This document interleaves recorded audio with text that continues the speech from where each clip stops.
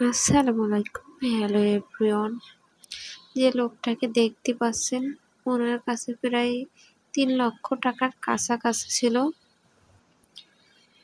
উনি টাকা নিয়ে যাচ্ছিল, কিন্তু ওনার কাছ থেকে ডাকাত করা হয়।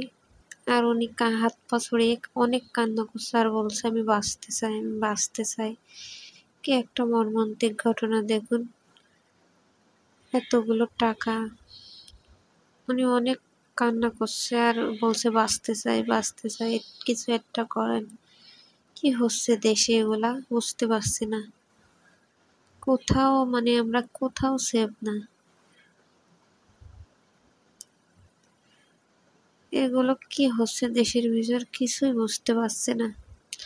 তো আপনারা ভিডিওটা বেশি বেশি শেয়ার করে চারদিকে ছড়িয়ে দিন আর সবাইকে সাবধান করে দিন। কি অবস্থা দেখুন, মানুষটা দেখলে অটোমেটিক কান্না চলে আসছে। এতগুলো টাকা উনি আসলেই পুরো পাগলের মতো হয়ে গেছে।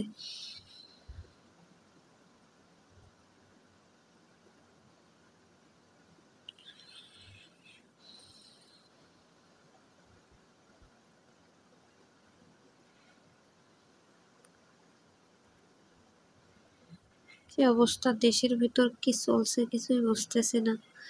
ভিডিওটা বেশি বেশি শেয়ার করে দিবেন, সবাইকে সাবধান করে দিবেন।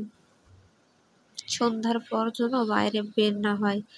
অন্তত টাকা পয়সা নিয়ে, টাকা পয়সা গহনা এগুলো থেকে সাবধান থাকবেন সবাই। সবাই সাবধান থাকবেন। আর ভিডিওটা বেশি বেশি শেয়ার করুন।